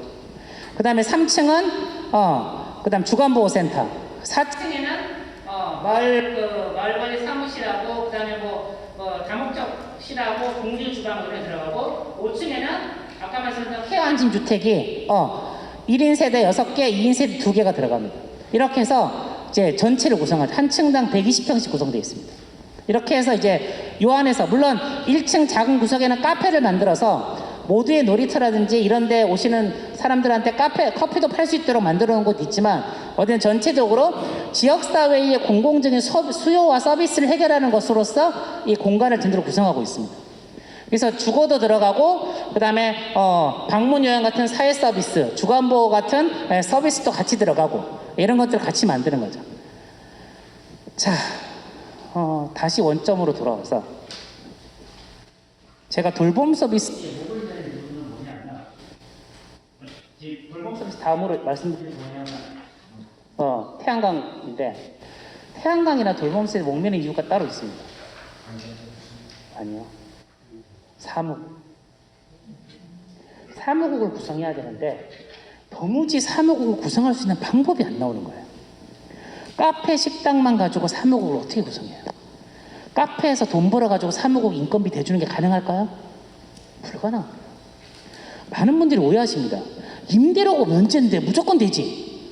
아니, 장사하는데 임대료가 전체 지출의 대부분입니까? 아니잖아요. 임대료가 그렇게 절대적이지 않습니다. 그런데 임대료만 면제가 되면 무조건 장사된다고 생각하십니다. 절대로 그러지 않습니다. 대부분의 카페들은 버티는 게 용한 겁니다. 자기 안에 인건비라도 제대로 주면 저는 성공적으로 봅니다. 식당은 더 어렵죠. 그런 거 해가지고 거기서 돈 벌어가지고 사무국 인건비 준다? 이건 출발부터가 잘못된 겁니다. 어쨌든 사무국 인건비를 만들 수 있는 구조를 만들어야 됩니다. 여러분들 공적 자금 5천만 원 지금 내려가잖아요. 공적 자금 5천만 원 어디다 씁니까? 예, 인건비 쓰라고 저희는 가이드합니다. 그러니까 어디다 쓰라고 자꾸 얘기하니까 자꾸 이게 뭔가 부담스러운 것 같아서 말은 안 하고 공문서는 안 내려보냈지만 제가 들어가는 지자체마다 인건비를 쓰세요. 2년 나눠서 주고 한 70%까지 인건비를 쓰세요. 그래서 마을 사무국 일단은 보조를 좀 하세요. 마을 사무국이 못 돼야 됩니다. 그러고 안 되면 마을기업으로 가세요. 그러고도 안 되면 사회적 기업으로 가세요. 어쨌든 간에 마을 사무국을 유지하지 않으면 이거는 그냥 그대로 없어지는 거예요. 사무국 유지가 저한테는 가장 숙제입니다. 사무국을 유지하려니까 말씀하신 것처럼 안정적인 사업이 되어 있어야 됩니다. 자, 그런데 고민해 보니까 자, 돌봄을 봐, 돌봄. 자, 예를 들어 주간보호를 한다. 주간보호를 하면 반드시 주간보호를 하기 위한 사무국이 필요합니다. 그렇죠? 서류도 해야 되고. 예. 그리고 거기 보면 센터장님도 계시고 사회복지사도 거기 배치가 돼야 됩니다. 그러면 거기서 조금만 더 거기서 인건비를 보조해주면 그 사무국에서 마을관리 사업의 사무국이 관리할 수 있겠더라. 저희 출발점은 거기입니다. 어쨌든 간에 누구한테라도 뭘 시켜야 되는데 방법이 없는 거예요. 지금 하고 있는 카페 식당 이런 뭐 두부공장 반창문 가게로는 그래서 돌봄을 어떻게 하나 밀어넣어 봅니다. 다 함께 돌봄 센터든 아니면 주간보호 센터 이런 사업이 들어가면 어차피 그 안에 회계하고 서류를 볼 수 있는 인력이 배치가 돼야 되고 이런 인력들을 배치를 활용해서 마을관리 영역 좀 해보면 어떨까. 그 다음에 거기 또 센터장님 계시면 센터장님이 어쨌든 그렇게 엄청난 과업이 많지 않으니까 좀 부탁 좀 해서 센터장님도 좀 과업을 넣어서 유지할 수 있으면 어떨까가 이제 첫 번째 고민. 태양광도 마찬가지입니다. 태양광도 사실은 태양광을 하고 나면 태양광 유지 관리에 사람이 필요 없습니다. 예, 다 자동으로 다 돌아갑니다. 하지만 매년 정기적으로 수익은 발생하죠. 그럼 그걸로 사무국 보조를 해주자는 거죠. 그래서 어쨌든 이 사무국을 구성할 수 있는 어떤 아이디어라도 만들어서 내놔야 유지되는 거지 그냥 절대로 안 됩니다. 그렇다고 회장님이 사무국 할 겁니까? 더 말이 안 되는 거죠. 불가능합니다. 그런 의미에서 이 공공 서비스에서의 비즈니스 모델을 계속 고민하게 됩니다. 자, 어쨌든 돌봄은 말하기 좋죠. 뭐죠? 마을이 생산하고 마을이 소비하는 겁니다. 이것만큼 표현하기 좋은 게 어디 있습니까? 마을 사람들이 필요한 서비스를 마을 사람들이 지금 생산하는 거. 이게 참 누가 봐도 마을 관리 사업에 딱 맞는 사업이잖아요. 예, 그런 의미에서 이런 방법들을 계속 고민해 보는 겁니다. 자, 집수리 사업 아까 설명드렸던 사업입니다. 예.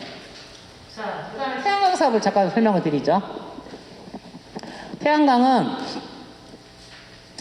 기존에 정부에서 그린 뉴딜을 하면서 지금 태양광 보급에 대한 이렇게 이야기를 하죠. 자, 그런데 저는 태양광 이 문제에 대해서 좀 다르게 접근을 하는데, 기존에도 보면 주민이 참여하는 태양광 발전소 형태는 있었어요. 예를 들어서 저기 새만금에 태양광 쭉 짓거든요. 거기에도 주민들이 출자할 수 있도록 돼 있고요. 그다음에 여기 강원도도 여기 풍력 발전소에 주민 참여형으로 하죠. 이거 보통 누가 건설하죠?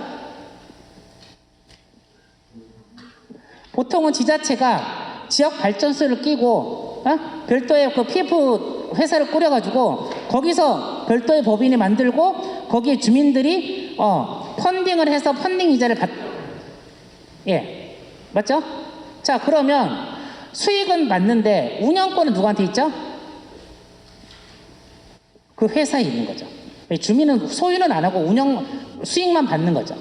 자, 저희는 더 나가서 주민들이 직접 소유하고 수익까지 받는 방법을 고민하고 있는 겁니다. 어떻게 구조를 짜냐 하면 뭐 이런 얘기는, 자, 그럼 예를 들어서 태양광 발전소를 여기에다가 100kW를 지으면 총 비용이 요즘 같은 경우는 한 1억 한 2천 정도 들어요. 1억 2천 3천 들어요. 100kW를 만들려면 한 220평에서 280평 정도의 땅이 필요해요. 저희들은 일반적인 데는 안 하고 옥상하고 주차장만 하자고 얘기합니다. 자, 거기다 지으면 1억 2천 정도가 비용이 듭니다. 그러면 그 중에 한 70%는 신협에서 사회적 경제 쿼터로 대출을 받도록 지금 가이드하고 있어요. 보통 이자가 한 3% 정도 나옵니다. 시중에 태양광 발전소 대출이 3.5에서 4.5인데 조금 저렴하게 일단 얘기하고 있습니다. 그래서 3% 정도로 해서 받아서 사업을 하는 거죠. 그리고 엄밀히 말하면 마을조합은 일반 시중 대출 안 돼요. 왜냐하면 원래 이게 어떻게 돼 있냐면 땅 소유주가 태양광을 짓고자 하면 은행에다가 가기 전에 신용보증기금 가서 태양광 신용보증 상품 신용보증서를 끊어서 이 은행에 가면 은행에서 그걸 가지고 대출을 해주는 게 3.5, 4%예요. 그런데 우리는 소유주가 지자체잖아.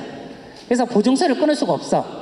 그래서 신협에서 그 보증서 없이 거기 만들어지는 시설물을 가지고 시설물 담보로 그냥 대출을 해줘요. 예, 사회적 경제 쿼터로. 그래서 70% 하고 나머지 30%인데 나머지 30%가 이제 문제예요. 무슨 문제냐? 주민들이 출자를 해도 배당을 못 해주잖아. 사회적 동조배로서. 그런데 배당도 못 해주는데 주민들이 4천만 원을 내겠습니까? 5천만 원을? 절대로 못 내죠. 근데 배당을 해줘도 돼. 왜냐면 수익이 나는데 배당을 해줘야 되는데 제도적으로 배당을 못 해주는 거잖아. 그럼 어떤 방법을 쓰면 될까요? 마을관리조합이 펀딩을 해가지고 하면 될까요? 안 됩니다. 왜? 우리나라는 협동조합은 금융 해결을 할 수 없도록 되어 있습니다. 그래서 차입은 가능한데 우리가 펀딩을 발행하는 주체가 되면 안 돼요. 이해가 되세요? 그럼 어떻게 하느냐? 외부에서 펀딩을 모아서 나한테 빌려주는 건 상관없어. 이걸 우리가 커뮤니티 펀딩이라고 합니다. 실제로 여기에 그 강원도에 사고 있는 풍력 발전의 펀딩도 커뮤니티 펀딩으로 합니다. 그래서 이 동남발전이나 뭐 지자체가 직접 펀딩을 하는 게 아니라 이걸 하고 있는 전문 루트 에너지 같은 전문 커뮤니티 펀딩 회사들이 받아서 여기서 받은 걸 지자체나 그 동남발전이 받아서 다시 이자를 주는 방식입니다. 그러면 여기서 다시 이자를 주고 이렇게 하는 게 커뮤니티 펀딩입니다. 이렇게 하면 가능합니다. 예, 그래서 가능하다고 말씀드린 겁니다. 그런데 신협하고 시범사업을 못 해봤는데 광주 순천에 지금 준비하고 있는데 신협 중앙회하고 얘기한 게 뭐냐면 야, 웬만하면 이 커뮤니티 펀딩도 신협이 좀 해라. 그럼 신협이 어떻게 하냐? 동네에다가 프랭카드 붙입니다. 우리 동네 태양광 발전소. 그래서 예금을 받아. 그래서 예금 담보성 대출로 마을조합에 빌려주는 거죠. 그럼 마을조합이 그걸 받아서 한 4% 정도 이자를 주고, 그러면 신협이 받아서 1%는 자기 운영비로 쓰고 3%를 이제 이자로 주는 거죠. 3% 이자면 난리 날 것 같은데? 요즘 2%도 없는데? 게다가 신협은 믿을 수 있잖아. 그래서 신협 중앙회하고 안승현 반장하고 둘이 얘기하면서 야, 이거 되긴 되겠는데 1인당 제한을 해야 된다. 한 사람이 100만 원 이상 못하게 하든지 안 그러면 너 한 사람이 하면 안 되니까. 뭐 이런 얘기를 하고 있어요. 어쨌든 가능하다는 거죠. 신합 입장은 지역사회 사업을 해야 되는데 이거는 자기 돈 하나도 안 들이고, 왜? 프로카드 붙이면 출자도 조합에서 다 알아서 밀어줄 거 아니야. 그러니까 자기는 돈 하나 안 들고 지역사회 사업을 한다 컨설팅이 있으니까 시장 중간에도 긍정적으로. 그래서 시범사업 해보자 얘기를 하는 거죠. 그렇게 해서 하면 마을조합은 어떤 게 좋냐? 솔직히 마을조합이 직접 배당해주는 건 어려워. 왜? 이 사람은 출자 얼마인데 배당해주니까 이자 소득세 얼마 떼고 뭐 떼고, 신협은 주면 지가 알아서 다 나눠주니까. 이런 방법으로 태양광 발전소를 마을 할 수 있도록 지금 제도를 만들고 있는 거죠.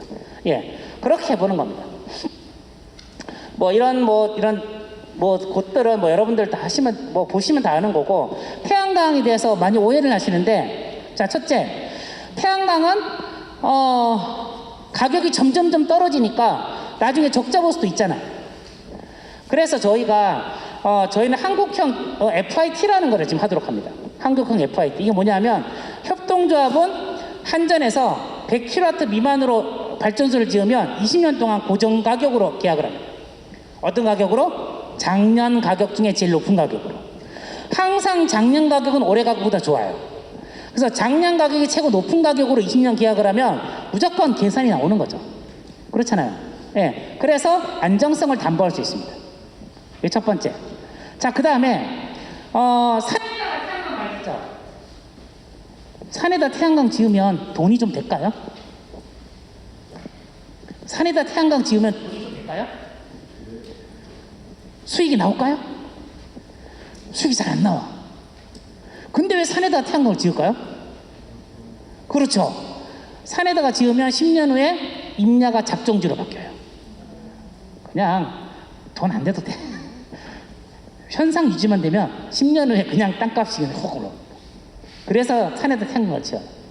그래서 정부가 못 짓게 하려고 어떻게 하느냐, 산에다가 짓는 태양광은 이제 REC를 70%만 줘요.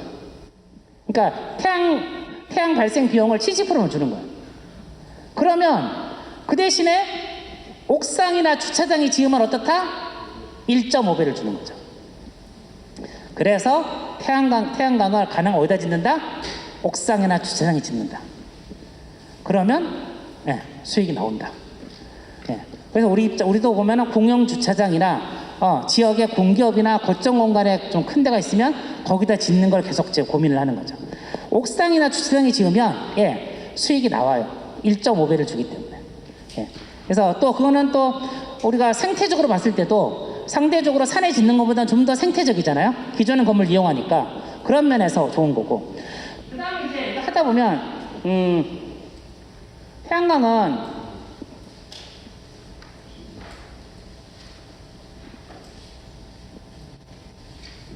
이게 이제 제가 동네에서 지은 겁니다.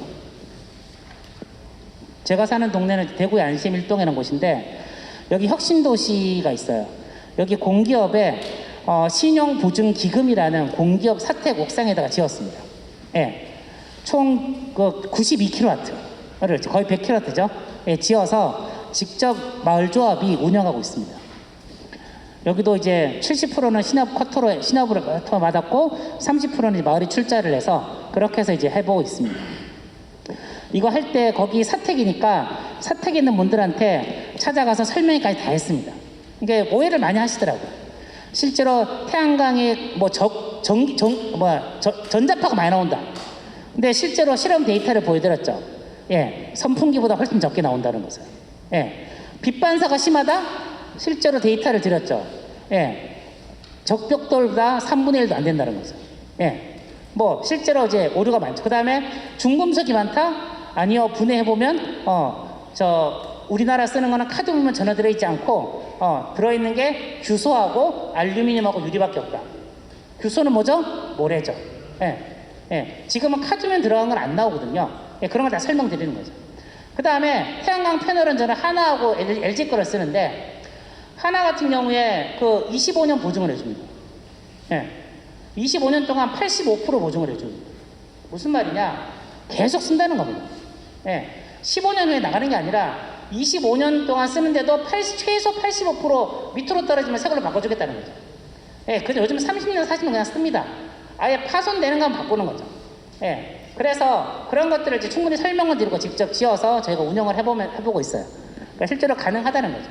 예, 그렇게 해서 이제 경비 처리하고, 그리고 이걸 하게 되면 반드시 법적으로 뭐 안전관리 해야 되고, 그 다음에 설비 업체하고 이제 계약을 해서 사실은 크게 비용 들어갈 게 없어요. 태양광 패널은 거의 비용 들어갈 게 없고, 인버터가 유일하게 비용이 들어가서 감가상각에다 다 계산해. 제가 오늘은 여기 안 올렸는데, 그 태양광 패널에 필요한 주민조합을 할 때 1년에 비용 설계, 뭐 엑셀표 같은 거 다 만들어져 있어요. 네, 그런 걸 통해서 실제로 비용이 어디에 들고, 감가상각을 어디에 들고 이런 걸 다 이제 확인해 드릴 수 있으니까 그런 걸로 이제 수익률을 맞춰가지고 하는 거죠. 무슨 말이냐? 동네 사업은 아주 정확해야 돼요. 수익과 이런 것들이 정확해야 되지, 불정확한 거는 나중에 말이 많으니까. 뭐 이런 걸 통해서 이제 다 가능하다고 말씀드린 겁니다. 그래서 실제로 지금 순천에서 지금 실험을 해보고 있는데, 예, 순천에 여기까지 결정이 안 나서 그런데 순천의 재생사업지에, 여기가 이제 초등학교인데, 초등학교가 이제 옛날 초등학교다 보니까 이제 학생 수가 적어드니까 건물이 북관, 남관 두 개 있는데 남관을 안 쓰는 거예요. 그래서 이 남관을 재생사업으로 한번 활용해 보자 해서, 뭐 여기에 이제 그 1층, 2층에다가 3층에다가 뭐 들어가는데, 초등학교 옥상은 위에가 평평하잖아요. 여기다가 태양광을 지어보죠. 제가 설계를 해보니까 한 140kg까지 올리겠더라고요. 예. 그래서 저기다 짓는 걸로 하고, 보니까 다행히 크게 햇빛 가리는 게도 없고, 주변에 큰 건물 있으면 빛이 가리니까 안 되는 점은 빛 가리는 것도 없고, 그 다음에 다행히 지중화 설비를 했는데 근처에 지중화 이제 연결할 수 있는 곳도 있어서 이제 저기 해보는 걸로 지금 얘기하고 교육청과 협의 중에 있어요. 되면 저기에 이제 설비를 해서 직접 들어가는 걸로. 예, 뭐 광주는 그 주차장 옥상에다가 짓는 거 지금 이제 지금 실시 설계 해보고 있고, 이런 식으로 태양광을 지금 하는 것들을 해보고 있어요. 자, 그러면 수익이 어떻게 나냐? 100kW를 1년 돌리면 얼마를 벌 수 있냐? 2,300만 원 정도 법니다. 경비를 쓰면 그러니까 펀딩이라든지 대출이 있잖아요. 1년 거치 보통 14년 상환, 15년 상환으로 합니다.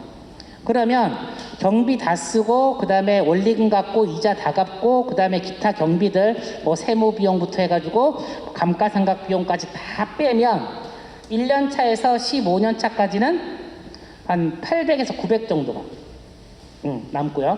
그 다음에 15년 차 넘어가면 한 1,500만 원 정도 남습니다. 사실 엄청난 크게 남는 건 아닙니다. 예. 왜냐면 이제 원리금 다 갚고 하면서 하는 거니까. 근데 그 정도만 나와도, 혹은 그런 게 한 2-3개만 있어도 일단 기본적으로 마을에 기금이 생기잖아요. 이 동네를 돈이 없으면 못 하거든요. 자기 쪽만 꺼내는 도 한계가 있는 거죠. 예, 그런 면에서 뭐 이런 것들을 한 개든 두 개든 해보는 것들, 혹은 좀 큰 데는 100kW가 아니라 뭐 200kW, 뭐 250kW 얘기하는데 그런 거 좀 더 나오겠죠. 그렇게 해서 어쨌든 좀 안정적인 기금을 만들고 이걸 통해서 사무국을 유지할 수 있는 뭐 이런 것들을 계속 고민을 해보고 있습니다. 이런 것들이 이제 지금 태양광 발전소를 기본적으로 고민하는 출발점입니다.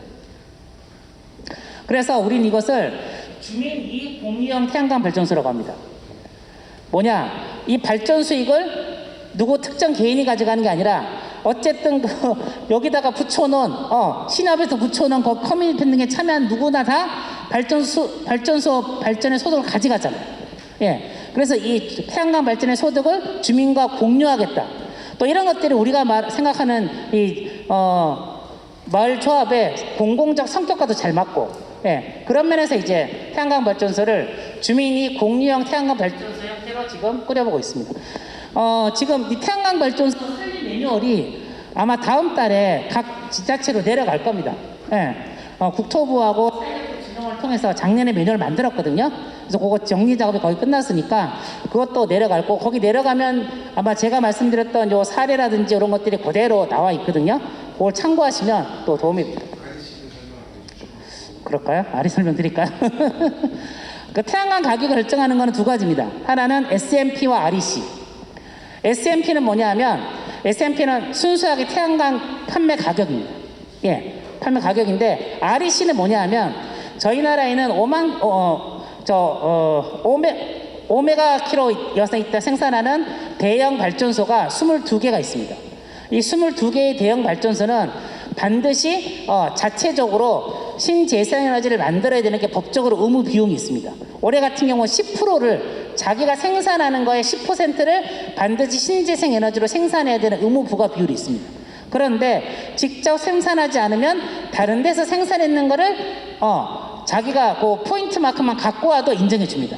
그러니까 굳이 자기가 신재생에너지 발전소를 만들지 않고 남이 만들었는 걸 가져와서 자기 걸 할 수 있다는 거죠. 이거를 REC라고 합니다. 이걸 REC 인증이라고 하죠.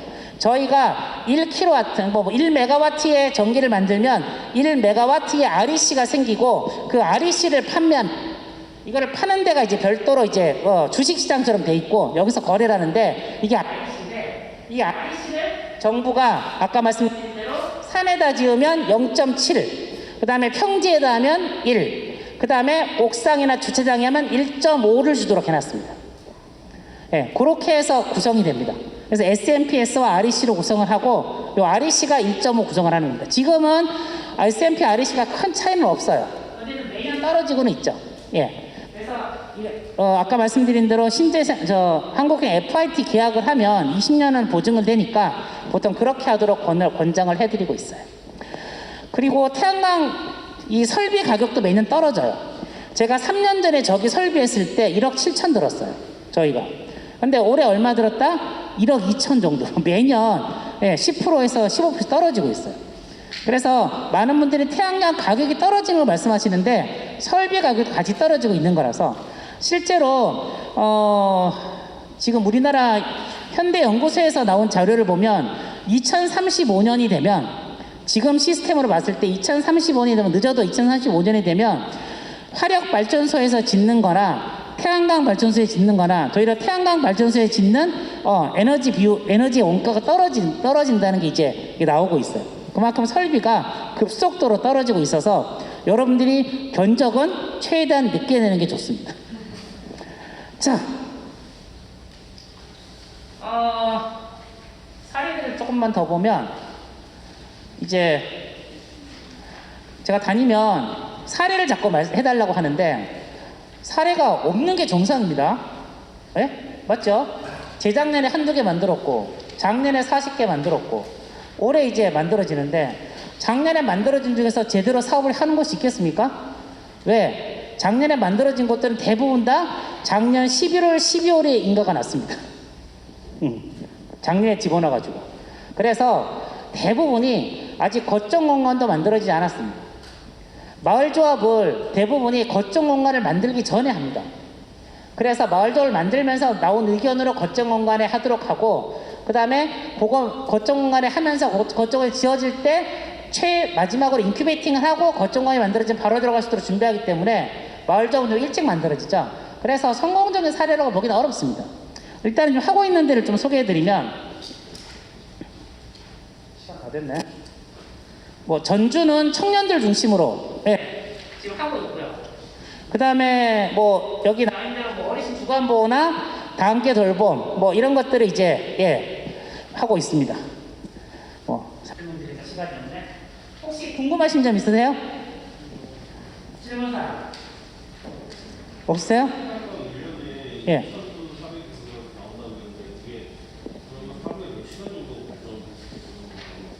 저희가 보통 발전 시간을 3.5시간 봅니다. 예. 또 없어요? 그럼 마무리할까요? 마을조합 마을활성조합이 개념 자체가 일단 이걸 준비하는 사람 입장에서 제대로 공유되고 있지 못하는 점은 부터 해야 되긴 하지만 저도 많이 조심스럽습니다. 제가 이제 전국을 다니면서 마을관리사 사업에 대한 컨설팅도 하고 교육도 하지만 현장에서 마을관리 사업에 대한 오해를 기존의 사업과 다릅니다. 기존의 재생사업에서 조직과 다릅니다.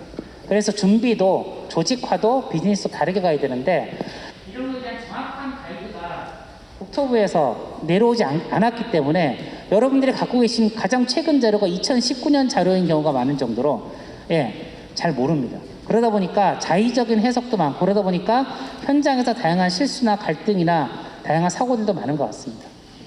어쨌든 여러분들이 좀 중심에 서서 그 기준들을 잡아주셔야 됩니다. 말걸 사업이 어떤 것에 포커스가 맞춰져 있는지, 그리고 어느 것의 쟁점 사항인지, 이런 부분들을 정확하게 하고 주민들하고 만나야지, 아닌 말로 우리가 주민들이 원하는 것을 지원만 하는 건 아니잖아요. 그것이 맞도록 또 우리가 방향을 알고 있어야 되는 부분이 있습니다. 그래서 여러분들이 좀 더 마을관리 사업에 대한 고민들을 같이 했으면 좋겠고, 그런 것들이 현장에서 잘 표현되고 그런 것들이 좋은 성과로 나타났으면 좋겠습니다. 어쨌든 긴 시간 동안 얘기 들어 감사드립니다. 고맙습니다. 예.